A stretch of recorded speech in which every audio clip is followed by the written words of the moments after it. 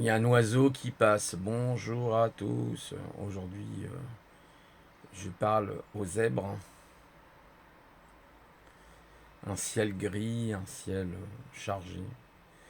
Les zèbres et la sexualité. J'écoutais justement là à l'instant un sexologue, c'était assez intéressant ce qu'il disait, par rapport aux personnes justement qui se sentent un peu différentes, qui sentent qu'elles ont des différences, que voilà, parce que le mental est là, il n'arrête pas de bouger, il n'arrête pas d'aller en haut, en bas, à droite, à gauche, dans tous les sens. Il est multiple. Et donc c'est très compliqué ce qu'expliquait justement ce sexologue. Moi j'ai bien aimé, j'ai trouvé des trucs super intéressants dans ce qu'il disait. Et donc, bah en fait, il expliquait, bah, il y a les trois cerveaux déjà, définir les trois cerveaux. Le cerveau reptilien qui va s'occuper de ce qui est essentiel à la survie bah, de l'homme. Généralement, on va retrouver ce cerveau, bah, par exemple, chez les reptiliens en général. Donc, il est extrêmement sommaire. Il va s'occuper de la respiration, de manger, de boire, de trouver un toit. Enfin, il va survivre. C'est l'instinct de survie. Ensuite, on a le cerveau mammalien ou le cerveau plutôt limbique. En fait, qui lui, il expliquait, bah, c'est rattaché à l'émotionnel, à ressentir l'émotionnel. Et le troisième cerveau, qui est le néocortex, donc qui lui va être capable, voilà, de calculer, capable d'appréhender, d'imaginer. Donc il est beaucoup plus lié à l'homme hein, et au singe, voilà. Et donc, alors comment faire bah, pour les zèbres justement dans cette situation bah, c'est pas simple, hein. Il explique que il faut vraiment, pour nous, en quelque sorte, pour les zèbres, trouver pour les personnes atypiques, le moyen effectivement de reprendre contact avec son corps. Je trouvais ça très intéressant ce qu'il disait justement, notamment par la relaxation, peut-être par le yoga, comme il dit, faites pratiquer par exemple la méditation. Ça va vous aider justement à reprendre un contact avec votre réel, avec votre corps, et vous permettre de mieux vous connaître. Et le fait de mieux vous connaître, ben, d'être dans des liens relationnels et sexuels beaucoup plus en connexion avec vous-même. Il disait par exemple, il prenait des cas pratiques, si vous avez une chambre et que vous faites l'amour avec votre femme, ben, essayez de faire en sorte de ne pas laisser la porte ouverte par exemple, ou vous allez entendre des bruits de l'extérieur qui risquent de vous perturber au moment de l'acte. Il donnait plein de conseils comme ça. Hein. J'ai trouvé ça très pertinent en fait quelque part. Parce que je pense que malheureusement les zèbres ont ce problème justement par rapport au mental. Comme ils ont un mental qui est extrêmement sensible, donc qui marche à 200 km heure, qui pense vite, qui va vite, etc. Donc vous voyez que ça pose un souci quand il faut en fait tout simplement faire ce qu'on appelle le lâcher prise en quelque sorte, au moment de l'acte, hein, au moment de l'acte physique, le lâcher prise. Oui, c'est un sujet un peu délicat, je vous avoue, je ne suis pas sexologue moi-même. Hein. Moi, j'essaye de vous faire un petit peu le résumé de cette personne qui parle justement par rapport aux personnes atypiques, par rapport aux zèbres. Donc, si ça vous parle, effectivement, voilà, par exemple, la problématique aussi souvent des atypiques, hein, bah, si effectivement ils ne font pas suffisamment l'amour, alors ils vont se réfugier par exemple dans la pornographie. Vous voyez, dans la pornographie, la masturbation, et ça finit par devenir une addiction parce qu'ils veulent calmer le mental. Vous voyez. Alors, comme il disait ce sexologue, en fait, c'est le lit, c'est 1% dans votre vie, quoi. Donc 99% du temps restant, c'est le mental, c'est la pensée permanente, les pensées permanentes même, parce que elles sont multivers, elles sont en arborescence, et des fois c'est très fatigant à vivre. C'est vraiment... des fois je dis si je pouvais avoir un bouton off pour arrêter mes pensées, je serais très content, mais c'est pas le cas, malheureusement c'est pas le cas. Donc les solutions, c'est des solutions de recentrage sur soi, comme il l'a très bien expliqué, hein, donc comme la relaxation par exemple, ça peut être la méditation, hein, donc la méditation m'aide, heureusement ça m'aide beaucoup, mais en fait voilà, c'est un moyen, ce sont des moyens, ce sont des outils qui nous permettent justement d'être voilà quoi, plus dans la réalité quoi. Et c'est vrai que si les zèbres ou les personnes atypiques peuvent arriver effectivement à trouver ces solutions, bah, ils vivent leur vie pleinement parce que du coup, ils maîtrisent mieux leurs émotionnels, l'émotionnel qui est en eux, ils maîtrisent mieux la pulsion sexuelle et ils ont donc à ce moment-là des rapports sexuels très harmonieux, hein, très jouissifs si vous préférez, parce qu'ils sont plus dispersés, hein, au moment de l'acte. Je vous dis, le simple bruit, il expliquait par exemple une personne il expliquait qu'il entendait au moment de l'acte avec sa conjointe la machine à laver, bah lui, ça y est, il était perturbé et puis il n'arrivait plus. Donc sa partenaire dit waouh, qu'est-ce qui se passe? Et pareil pour la femme. La femme, elle va avoir ce qu'on appelle des contractions vaginales et elle va pas pouvoir prendre plaisir, si vous voulez. Non, c'est un sujet, bon, que c'est vrai qu'il peut paraître un peu délicat à parler, mais c'est un sujet qu'il faut parler parce que ça fait partie aussi des troubles, hein, chez les atypiques, hein, chez les zèbres, hein. Et bah, je parle à cœur ouvert parce que bah, c'est une difficulté. C'est pas évident, justement, de trouver chaussure à son pied et de réussir à avoir des relations harmonieuses au niveau sexuel. Voilà.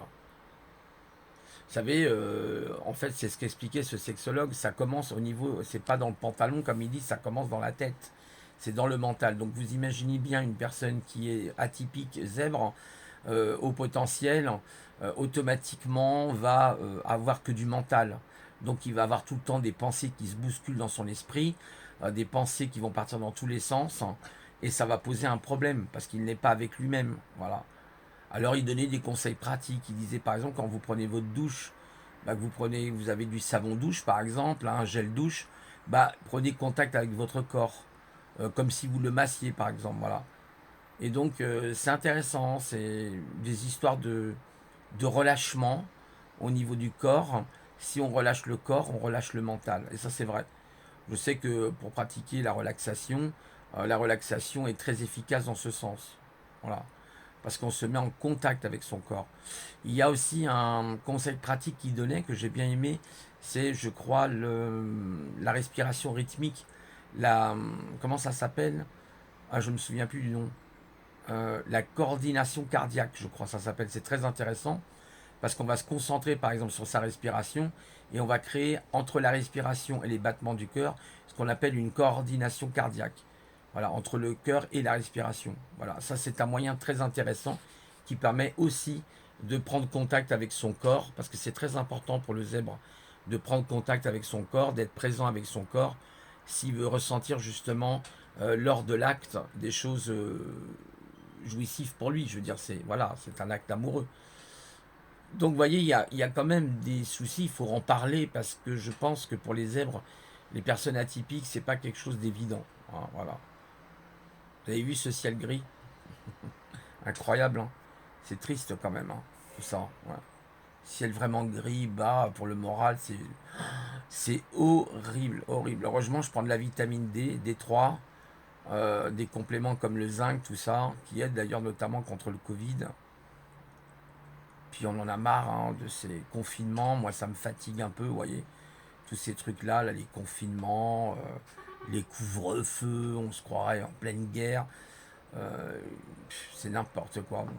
D'ailleurs, il y a un grand professeur, hein, je crois, numéro un mondial, que Didier Raoult parlait, qui s'appelle Adia, je crois. Adia, il me semble son nom, qui est le numéro un mondial des épidémiologistes, qui expliquait que ce qui s'est passé en France, par exemple, par rapport justement au port du masque, à la distanciation sociale, au confinement, ça ne sert à rien, qu'il a dit. Donc vous avez devant vous le plus grand spécialiste en épidémiologie, qui vous dit que tout ça n'a été que, en fait, perte de temps. Voilà. Et perte d'argent. Maintenant, il y a des gens qui se retrouvent sur le carreau. Là, il y a eu une association, vous avez vu, à Paris, je crois, dans le 13e. Alors, je sais pas si, ouais, je crois que c'est le 13e, qui est rentré dans un carrefour. Il me semble que c'est Carrefour. Et puis, ils ont fait leurs courses. Ils ont dit, voilà, nous allons réquisitionner le magasin. Vous mettez des caddies devant les caisses pour bloquer les caisses. Et nous nous servons. Et nous partons avec des pâtes, du riz pour les gens justement qui sont dans la misère. Il y a aussi des étudiants actuellement qui font la queue pour manger. Non mais là ça devient hyper grave les amis. Voilà, donc moi ça me révolte quand je vois des choses comme ça me rend sujet à l'énervement, voilà, ça m'énerve, ça me perturbe, ce genre de choses. Je supporte pas de voir des choses pareilles. Voilà où c'est qu'on en est aujourd'hui. Alors vous imaginez que pour les hypersensibles, pour les zèbres, ce n'est pas facile à vivre. Ce sont des situations qui sont pas simples. Voilà. Alors j'écoutais l'autre jour pour parler d'un autre sujet, parce qu'entre le sexe et puis maintenant les sujets plutôt quotidiens, on va dire, il y a une personne qui s'appelle Mehdi, justement, qui est très intéressante. Il a fait une formation, il proposait une formation justement pour les personnes zèbres, comment contrôler leurs émotionnels, justement, quel est le mode d'emploi pour pouvoir trouver le guide en quelque sorte pour contrôler son émotionnel. Et donc, voilà quoi.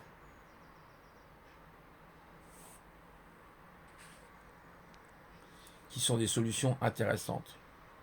Ah, excusez-moi si je ne suis pas toujours, je suis un peu fatigué là, je me suis couché très très très tard, vers 2 heures du matin, parce que je lisais justement Nietzsche, et donc, et puis les philosophes, là, les 30 plus grands philosophes, là, très intéressants, sur notamment Socrate, Platon. Je ne savais pas que Socrate était en fait quelque part le tuteur de Platon, et puis après il y a eu Aristote, c'était très intéressant, ce qu'on a appelé les moralistes, hein. Alors il y a tous les philosophes. Hobbes, vous avez Sartre, vous avez Montaigne, vous avez Pascal, vous avez Descartes, vous avez vraiment tous les philosophes. Il manque Démocrite quand même, je trouve, c'est un petit peu dommage. Il manque aussi Le Cyp qui était un philosophe, il me semble atomiste, hein, qui était, je crois, le père justement de Démocrite. Donc voilà, c'était assez intéressant. Donc j'ai lu très tard. Bon, ce matin, c'est un peu dur avec ce temps. Voilà, un dimanche matin, que c'est compliqué. Un dimanche matin, j'ai le teint qui est gris. Le dimanche matin, j'ai le teint qui est gris, comme le ciel qui est gris. Un peu de plaisanterie, ça fait du bien. Bon, je suis pas un humoriste, moi, hein. Ah, moi, j'ai pas les qualités de certaines personnes, hein. C'est sûr que j'ai pas du tout le blatchoum pour ça, moi. Je suis pas né pour ça, moi. Bon, si vous avez peut-être aimé Gouloum, vous dites-moi dans les commentaires si vous voulez que je vous refasse du Gouloum, hein. Mon précieux, comment va mon précieux? Hein, si vous aimez Gouloum, dites-le moi. Je vous ferai une série comme ça, une série de Gouloum. Hein, vous voyez, comme je vous ai fait l'autre jour, je crois que vous avez beaucoup apprécié Gouloum. Hein, Catherine, je crois que tu avais beaucoup apprécié, je crois, Gouloum d'ailleurs. Je sais pas si tu l'avais vu, ma capsule sur Gouloum. Bah, tu donneras un bonjour à ta fille, justement, Catherine Prévost, si elle m'entend. Voilà. Et puis, merci aussi à Loba James, hein, pour tes capsules, sont vraiment très intéressantes. Franchement, c'est pas mal ce que tu disais l'autre fois, j'ai bien aimé. Voilà. Et puis tous les autres, voilà. Street, je te vois plus trop. Si tu veux faire un live un jour, mon ami, il n'y a pas de souci, hein. Moi, ça me fait plaisir, il n'y a pas de problème, hein. Si tu veux faire un live, aucun problème. Voilà. Bon, alors YouTube, hein, il y a moins de monde, j'ai l'impression. Ça déserte de plus en plus. Parce que moi, je suis abonné à beaucoup de chaînes quand même, hein. J'ai plus de 50 ou 60 chaînes. Et franchement, c'est waouh, il y a rien, c'est un truc de ouf. J'ai jamais vu ça, mais j'ai jamais vu ça. Mais tout le monde est parti ou quoi? Ils sont tous partis sur Odyssée, ils sont partis faire comment ça s'appelle, l'Odyssée, vous savez, avec comment l'Odyssée d'Homère, voilà, l'Odyssée d'Homère. Ils sont partis chez Homère. Ils sont partis chez Homère, l'Odyssée d'Homère. Elle est pas mal celle-là. Voilà, donc vous avez vu, donc pour revenir au sujet principal, hein, sur la sexualité et les zèbres, hein.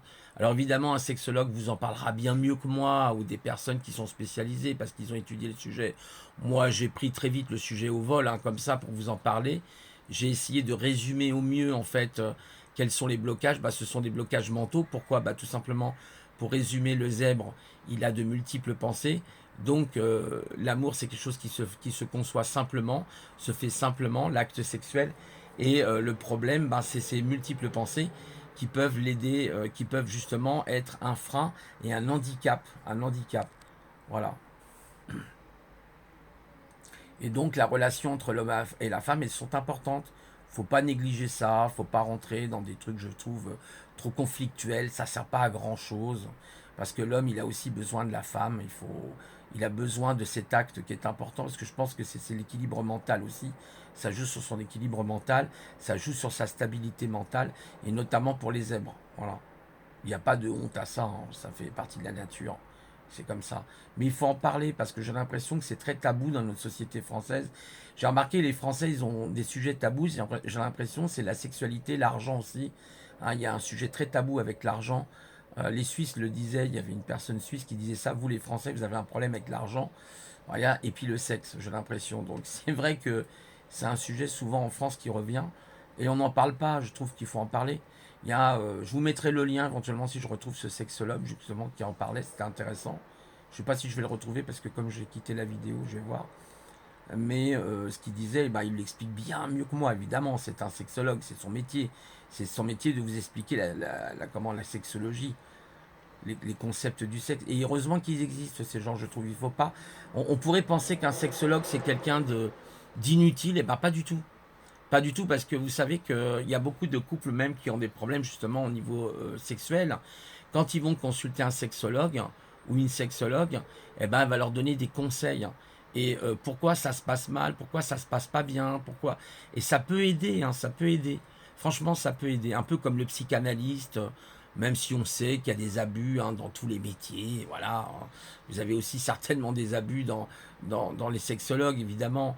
Et puis comme les psychanalystes hein, qui font pas bien leur vocation, quoi. Je sais pas si c'est un métier ou une vocation d'ailleurs, la psychanalyse. Moi, je trouve que c'est plutôt une vocation. Bon. Après, il faut trouver aussi des solutions par soi-même. Et quand ça marche pas, c'est là qu'il faut consulter. Si on peut réussir par soi-même, par la méditation, par des techniques d'hypnose ou autres, réussir à résoudre ces problèmes, eh ben tant mieux. Et puis si on a besoin de conseils, c'est pas mal hein, de consulter. Moi, je vous dis honnêtement, quand j'ai eu des problèmes dans mon couple, hein, j'étais en divorce à ce moment-là, bah, j'ai consulté un psychanalyste. Hein. J'ai dû faire à peu près une dizaine de séances, 8 ou 10 séances à peu près. Seulement, c'est très cher. C'est très très cher, très cher. Et puis, bah voilà, c'est pas remboursé par la sécurité sociale. Moi, je me souviens que pour une séance de 3 quarts d'heure ou 1 heure, je sais plus exactement, je payais quand même 50 euros. Hein. C'était pas donné et c'est pas remboursé par la sécurité sociale. Je trouve pas ça tellement normal, mais bon, on considère que, mais ça peut aider de vous confier à quelqu'un. Voilà, ça peut être intéressant. Le psychanalyste va beaucoup vous écouter. Il est souvent dans l'écoute, hein, énormément dans l'écoute. Hein. Donc il va prendre des notes, il va analyser, il va écouter ce que vous dites, et ensuite voilà, il va faire une concaténation de tout ça, et il va vous expliquer, il va vous dire des mots clés. Souvent il vous dit des mots clés. Moi il m'avait dit par exemple, ah vous n'avez pas coupé le cordon ombilical avec votre mère. Ça c'est souvent aussi le problème des zèbres, ça, hein, ce lien affectif entre le zèbre et la maman, quoi. Est-ce que c'est lié aussi à un problème freudien? Là, je ne sais pas, je ne pourrais pas vous répondre. Voilà, donc en ce dimanche matin gris, je voulais parler un petit peu de ce sujet que je trouve important pour les personnes atypiques. Hein, si vous vous retrouvez là-dedans, ben, sachez voilà pourquoi quelquefois ben, les atypiques, les zèbres rencontrent hein, ce genre de difficultés voilà au niveau de l'acte. Hein. C'est pas simple. Hein. C'est un sujet qu'il faut parler quand même. Il faut pas avoir honte de ça. Ça fait partie de la vie, je pense. Je peux peut-être me tromper aussi, hein, je veux dire, voilà, hein, si je fais des erreurs, veuillez m'en excuser. Et écoutez, je vous souhaite un bon dimanche, prenez soin de vous, hein, et puis je vous dis à une prochaine fois. Au revoir.